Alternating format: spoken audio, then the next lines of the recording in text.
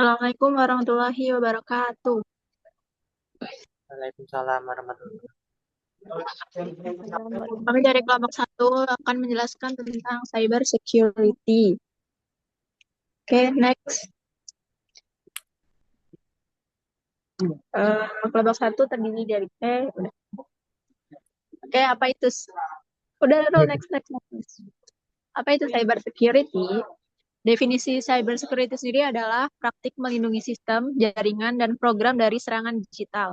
Tujuannya adalah untuk mengurangi resiko serangan cyber dan melindungi organisasi serta individu dan eksploitasi yang tidak sah terhadap sistem, perangkat, dan data mereka.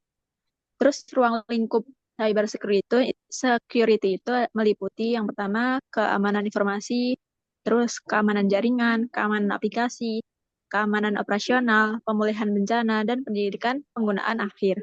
Terus analogi buat cyber security sendiri itu seperti banteng dan sistem kekebalan tubuh untuk dunia digital.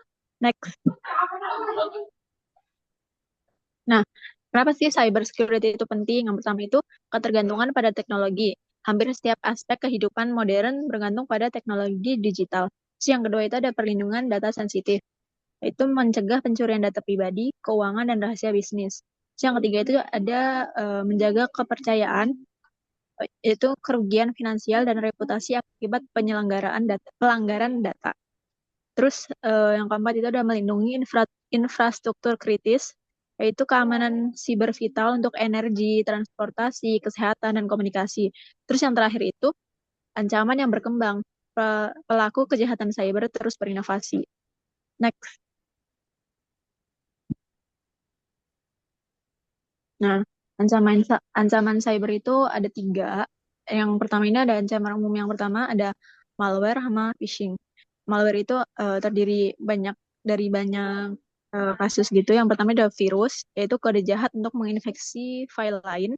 Terus yang kedua itu ada worm, menyebar sendiri melalui jaringan. Terus yang ketiga itu ada trojan, menyamar sebagai program yang sah. Terus yang keempat itu ada ransomware, mengenkripsi data dan meminta tebusan. Yang itu selanjutnya ada spyware, mengumpulkan informasi penggunaan tanpa izin. Terus yang terakhir ada adware, menampilkan iklan yang tidak diinginkan. Terus ada phishing, yaitu upaya penipuan untuk mendapatkan informasi sensitif, password, detail kartu kredit dengan menyamar sebagai entitas terpercaya. Thanks, Elkan.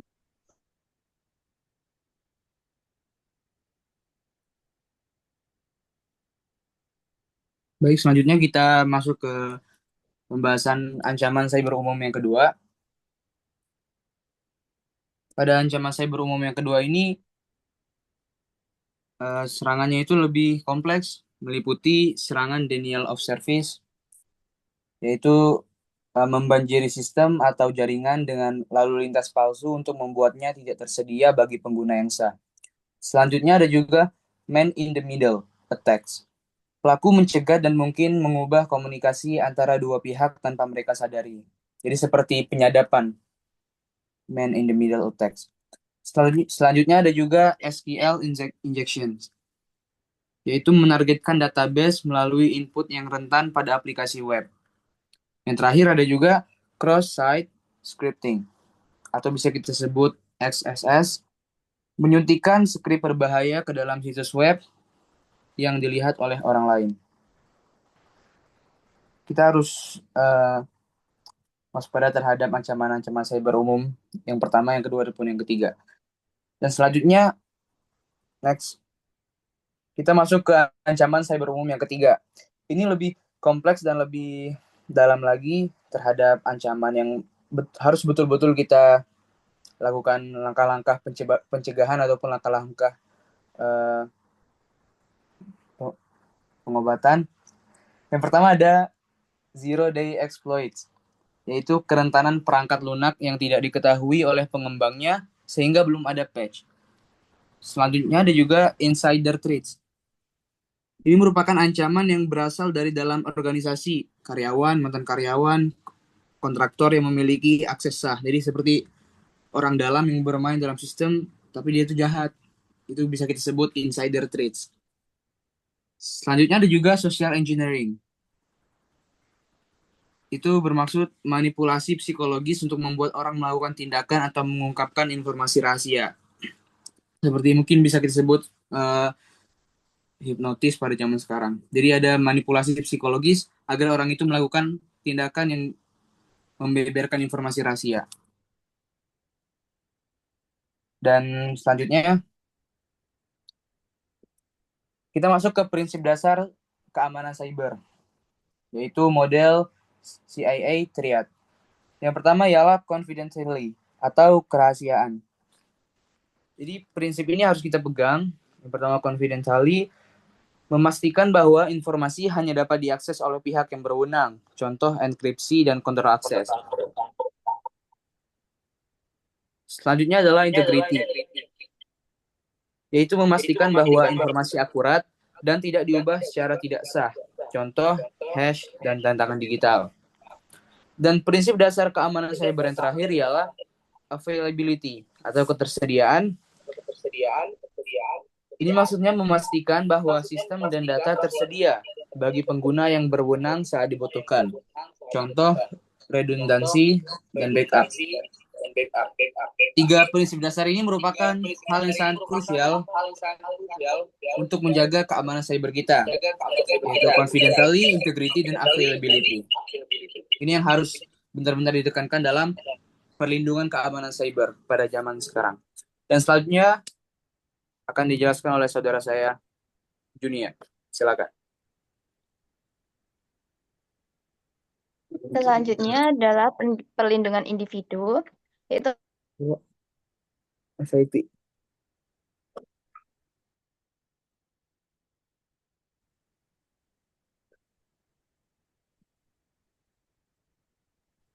Ya, saya ketik. Ayah ke mute, ayah.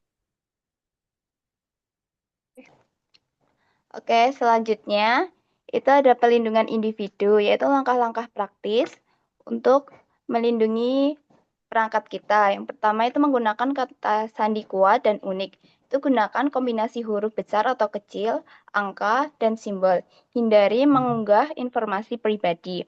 Yang kedua ada autentikasi dua faktor atau 2FA MFA, yaitu lapisan keamanan tambahan. Yang ketiga, ada pembaruan perangkat lunak secara teratur, gunanya untuk memperbaikan bug dan kerentanan keamanan. Yang keempat, ada firewall dan antivirus, yang biasanya dipasang di perangkat seperti HP dan laptop itu untuk melindungi perangkat dari ancaman. Selanjutnya, yaitu berhati-hati dengan email dan tautan, biasanya yang dikirim di link WA-WA. Juga cadangan data, yaitu backup data penting secara teratur. Selanjutnya yaitu hindari jaringan WiFi publik yang tidak aman untuk transaksi sensitif. Selanjutnya, next, Nahrul, yaitu ada keamanan cyber untuk bisnis. Yang pertama, penilaian risiko, yaitu untuk mengidentifikasi aset penting dan potensi ancaman. Ada juga kebijakan keamanan, yaitu aturan dan pedoman yang jelas untuk karyawan. Ketiga, ada pelatihan kesadaran keamanan. Itu untuk mengedukasi karyawan tentang praktik terbaik. Juga ada pengelolaan akses, yaitu hak akses berdasarkan prinsip least privilege. Selanjutnya ada keamanan jaringan, yaitu menggunakan firewall, IDS atau IPS, dan VPN. Yaitu selanjutnya ada keamanan endpoint, seperti antivirus dan EDR. Selanjutnya ada manajemen patch, yaitu pembaruan sistem dan aplikasi secara teratur. Juga ada rencana respon insiden, yaitu persiapan jika terjadi serangan. Next. Selanjutnya ada regulasi dan standar keamanan cyber. GDPR, yaitu General Data Protection Regulation. Itu ada di Uni Eropa, yaitu untuk melindungi privasi dan data individu. Ada juga HIPAA, yaitu Health Insurance Portability dan Accountability Act. Itu digunakan di Amerika Serikat, gunanya untuk melindungi informasi kesehatan pasien. Ada juga ISO atau IEC, yaitu Standar Internasional untuk Sistem Manajemen Keamanan Informasi. Ada juga NIST Cyber Security Framework, yaitu kerangka kerja sukarela untuk meningkatkan keamanan cyber infrastruktur kritis. Juga ada regulasi lokal, itu ada di Indonesia, contohnya UU tentang ITE dan PP PSTI. Selanjutnya, ada teknologi keamanan cyber. Yang pertama, firewall, yaitu untuk mengontrol lalu lintas jaringan masuk dan keluar. Ada juga antivirus atau anti-malware, yaitu untuk mendeteksi dan menghapus program berbahaya. Ada juga intrusion detection atau prevention system, IDS atau IPS, gunanya untuk memantau jaringan untuk aktivitas mencurigakan. Ada juga virtual private network atau VPN, gunanya untuk membuat koneksi aman melalui jaringan tidak aman. Ada juga Security Information and Event Management, SIEM, yaitu gunanya untuk mengumpulkan dan menganalisis log keamanan berbagai sumber. Selanjutnya akan dilanjutkan oleh Nahrul. Oke, selanjutnya adalah teknologi keamanan cyber, yaitu yang pertama ada Data Loss Prevention atau DLP, yaitu DLP ini adalah kebijakan yang dirancang itu untuk mencegah kebocoran data seperti pencurian atau kehilangan data sensitif baik secara sengaja ataupun tidak sengaja. Jadi seperti mencegah karyawan itu kayak mengirim file yang berisi data pelanggan atau mungkin data pribadi itu melalui email pribadi atau mungkin ke email perusahaan. Biasanya itu dicegah lewat DLP ini. Selanjutnya ada Identity and Access Management atau IAM, yaitu mengubah sistem pengelola identitas digital dan hak akses pengguna ke sumber teknologi dalam organisasi. Itu adalah untuk memastikan bahwa hanya orang yang berhak yang dapat mengakses data atau sistem tertentu. Contohnya seperti karyawan akuntan yang tidak bisa mengakses server HR, tapi dia masih bisa mengakses server aplikasi akuntan tersebut. Yang ketiga itu adalah cloud security atau penyimpanan awan, yaitu serangkaian kebijakan teknologi yang dikontrol untuk melindungi data atau aplikasi yang berada di layanan cloud. Seperti contohnya tuh seperti AWS, Google Cloud, atau mungkin Microsoft Azure. Dan yang terakhir itu security or Authentication, Automation and Response atau SWAR. Itu adalah platform yang menghubungkan pengumpulan data, ancaman seperti threat intelligence, dan otomatis respon insiden, dan orkestrasi proses keamanan untuk mempercepat dan menyederhanakan respon terhadap ancaman cyber. Itu tujuannya itu mempercepat deteksi atau penanganan serangan atau otomatisasi.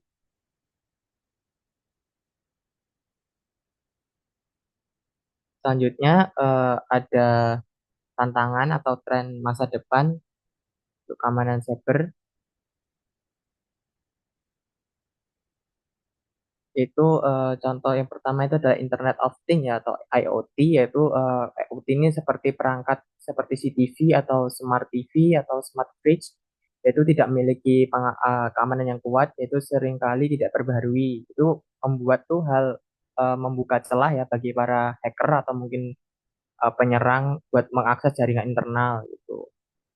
Jadi adalah machine learning, AI atau kecerdasan buatan atau machine learning atau ML itu digunakan untuk menyerang. Kadang tuh seperti pedang bermata dua, kadang bisa menyerang, kadang bisa menguntungkan. Tapi tantangan tersebut tersebut itu bisa menggunakan AI atau mungkin ML ini untuk menyerang menyerang korban seperti membuat penipuan ya penipuan zaman sekarang yang menggunakan AI atau mungkin menggunakan suara kerabat sendiri supaya korban tersebut percaya.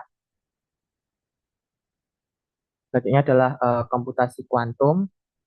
Itu komputasi kuantum ini adalah uh, memecah algoritma kriptografi yang yang saat ini melindungi komunitas kita seperti RSA atau ACC. Itu seperti contoh tuh seperti komputer kuantum ya yang bisa memecah enkripsi email rahasia atau data transaksi perbankan.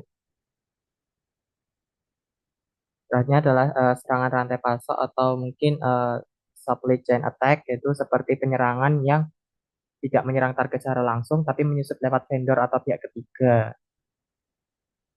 Contohnya tuh penyerangan lewat software atau mungkin ketika software itu diupdate oleh pelanggan atau mungkin pekerja eh, menyebarkan malware secara tidak langsung. Selanjutnya adalah kekurangan tenaga ahli cybersecurity, yaitu zaman sekarang tuh di majunya dunia digital, tapi kita juga kekurangan staff yang ahli dalam bidang cyber atau mungkin eh, mempertahankan serangan cyber itu. Jadi kebanyakan perusahaan kecil pun juga tidak punya tim khusus untuk keamanan atau mungkin hanya satu IT generalis. Akibatnya tuh mereka lambat merespon dan ada serangan ransomware.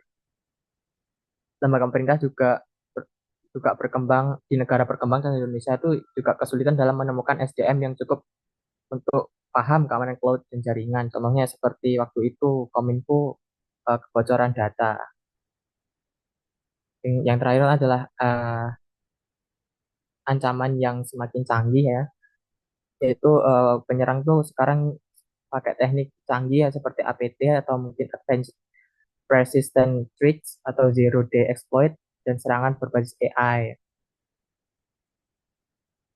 Serangan APT juga tuh contohnya kayak kelompok atau negara tertentu yang menyusup secara diam-diam sampai berbulan ke sistem militer negara lain atau penyerang menggunakan AI untuk meniru pola komunikasi email pimpinan lalu menipu bagian keuangan agar mentransfer ke rekening palsu seperti itu.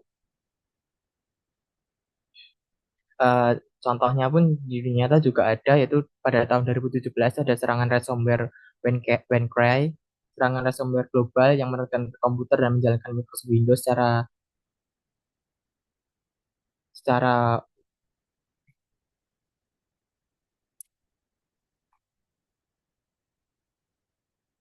secara mengenkripsi data dan meminta tebusan, yaitu dampaknya itu dapat mengganggu layanan kesehatan, telekomunikasi, dan manufaktur berbagai negara. Itu pelajaran pentingnya tuh pembaruan sistem dan backup data supaya tidak kehilangan atau mungkin bisa mengembalikan data yang hilang tersebut.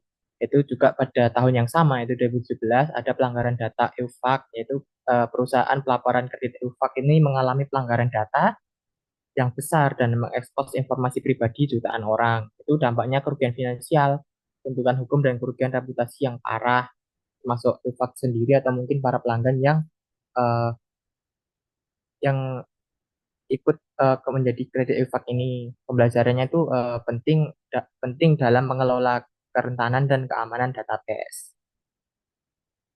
Oke, yang ini adalah peran sumber daya manusia ya dalam keamanan cyber. Jadi yang pertama itu adalah manusia itu sebagai garis pertahanan pertama. Jadi ya eh, kita sebagai manusia itu berperan penting ya dalam menjaga data pribadi kita atau mungkin data perusahaan. Gitu.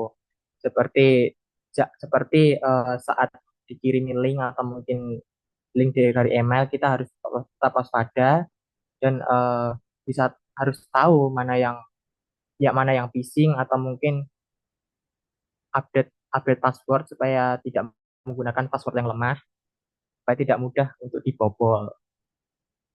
Maka dari itu karyawan dari perusahaan itu perlu dibekali kesadaran dan pelatihan agar tahu agar tahu tindakan dalam pencegahan cyber attack. Yang kedua tuh pentingnya pelaporan insiden atau security reporting ya. Eh, jadi semakin cepat itu insiden dilaporkan, itu semakin cepat pula organisasi bisa menangani gitu. Tapi kan seringkali insiden itu tidak dilaporkan karena mungkin rasa takut atau mungkin tidak tahu, mungkin hanya menyepelekan, dianggap sepele dan akhirnya berdampak yang tidak diinginkan gitu. Yang ketiga ini adalah uh, budaya keamanan, yaitu membangun budaya keamanan seperti kultur, yaitu budaya keamanan itu di mana semua orang tuh di organisasi memiliki sikap dan kebiasaan yang mendukung keamanan informasi. Jadi ini bukan cuman tanggung jawab orang IT, tapi harus semua departemen tuh tahu gimana cara menangani data pribadi atau mungkin data perusahaan di cyber ini. Selanjutnya akan dijelaskan dunia.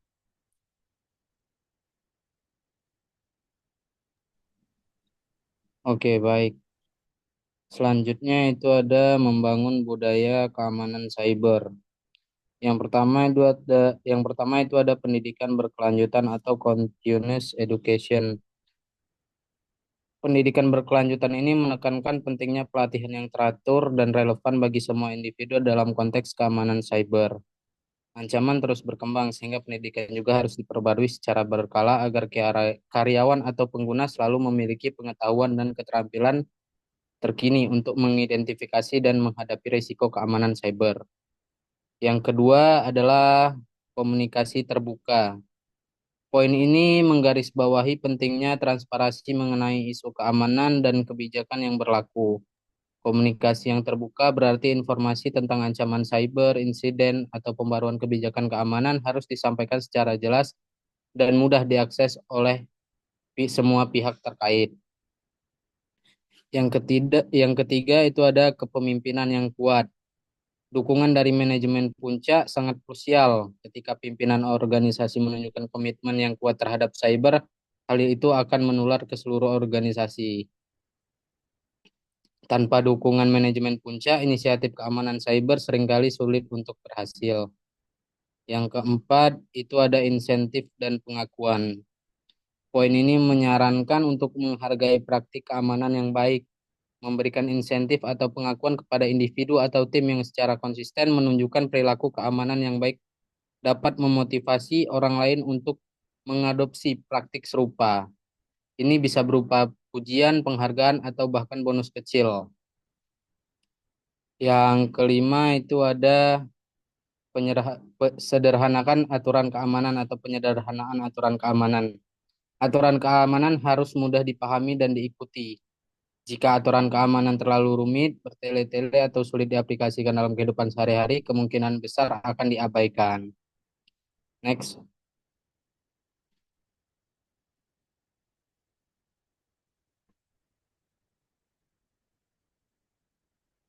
Ya, selanjutnya yang selanjutnya ini ada respon insiden cyber. Yang pertama itu ada fast response incident. Di dalam fast response incident itu ada preparation atau persiapan.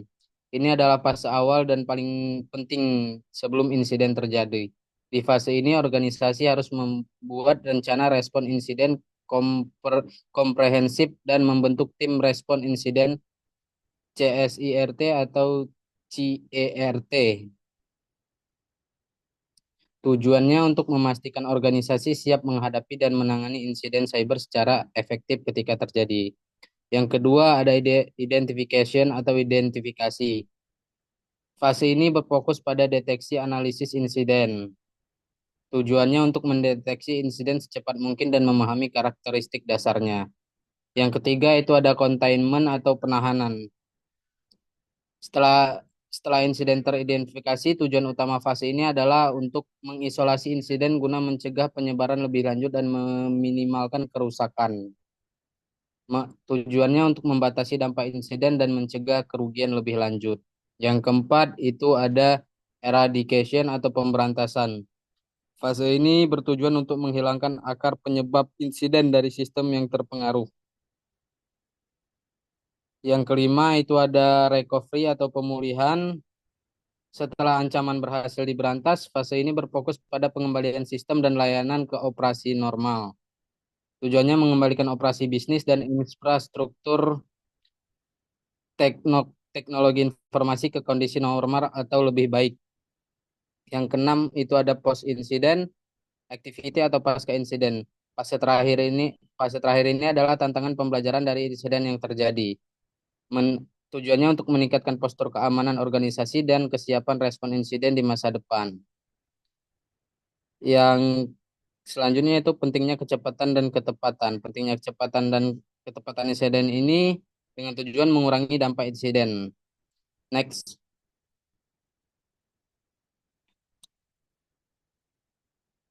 Ya, selanjutnya itu ada karir di bidang cyber security. Yang pertama itu ada spesialis keamanan informasi. Deskripsi pekerjaannya adalah melindungi sistem dan data. Seorang spesialis keamanan informasi bertanggung jawab untuk merancang, mengimplementasikan, dan mengelola program keamanan informasi untuk melindungi aset digital organisasi dari ancaman cyber. Yang kedua adalah analis keamanan cyber. Deskripsi pekerjaannya memantau ancaman dan merespon insiden. Peran ini sangat fokus pada deteksi, analisis, dan respon terhadap ancaman cyber secara real time. Selanjutnya ada ethical hacker atau penetration tester. Pekerjaan ini menguji keamanan sistem. Berbeda dengan peretas jahat, ethical hacker atau penetration tester menggunakan keterampilan hacking mereka untuk tujuan yang sah, yaitu menemukan kerentanan dalam sistem jaringan atau aplikasi sebelum penyerang jahat melakukannya. Yang selanjutnya ada security arsitek atau arsitek keamanan. Dia pekerjaannya mendesain arsitektur keamanan yang aman. Seorang security arsitek berada di tingkat strategis bertanggung jawab untuk merancang dan membangun kerangka kerja keamanan kuat untuk seluruh infrastruktur teknologi informasi organisasi. Yang kelima itu ada forensik digital. Dia bertugas untuk menyelidiki kejahatan cyber. Spesialis forensik digital adalah detektif dunia cyber. Yang selanjutnya adalah kebutuhan tinggi. Kebutuhan tinggi adalah salah satu bidang dengan pertumbuhan tercepat. Bidang keamanan cyber merupakan salah satu sektor dengan pertumbuhan pekerjaan tercepat di dunia. Next. Ya, kesimpulan dan ajakan bertindak. Yang kesimpulan yang pertama itu pentingnya keamanan cyber bukan hanya tentang teknologi tetapi juga tentang orang dan proses. Ancaman yang terus berkembang perlu adaptasi dan pembelajaran berkelanjutan. Yang kedua, ada ajakan untuk bertindak.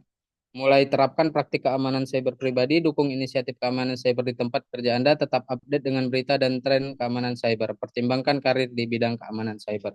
Sekian, terima kasih.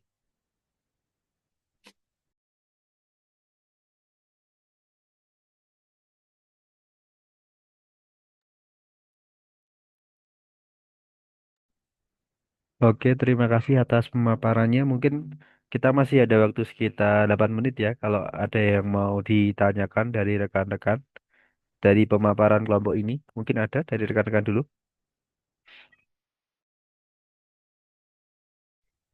Aku ingin bertanya, saya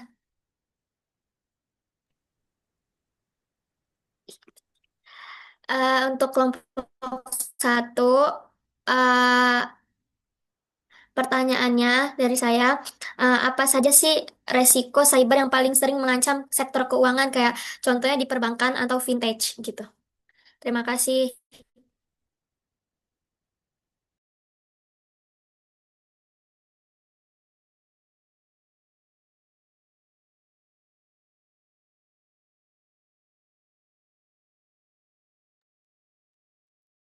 Oke, silahkan. Mungkin kalau mau didiskusikan dulu nggak apa-apa. Kalau udah ready boleh langsung dijawab.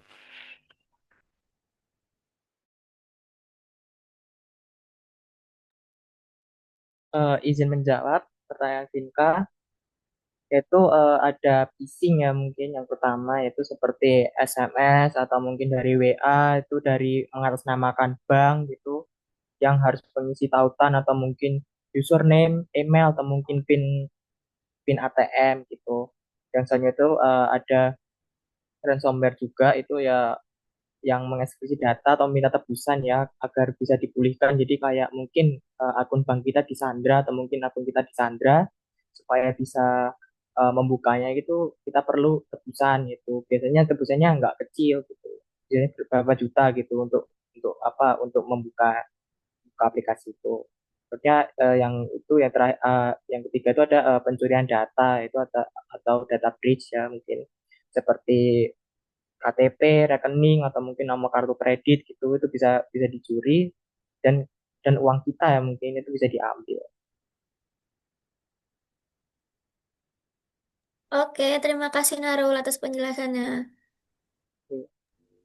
Oke, mungkin ada satu pertanyaan lagi dari rekan-rekan, kalau ada.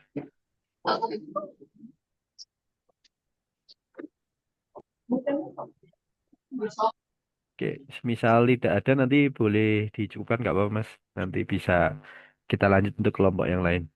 Tapi kita tunggu dulu.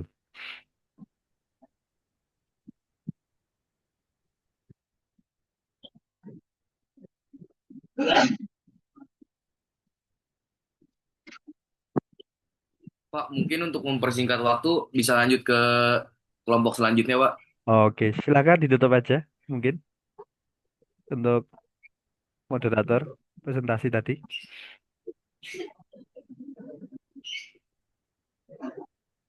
Oke, nanti untuk kelompok selanjutnya kita link baru ya. Setiap sesi nanti satu link gitu. Silakan untuk kelompok cyber. Sekian dari kelompok kami. Kurang lebih mohon maaf. Bila taufiq wal hidayah. Wassalamualaikum warahmatullahi wabarakatuh.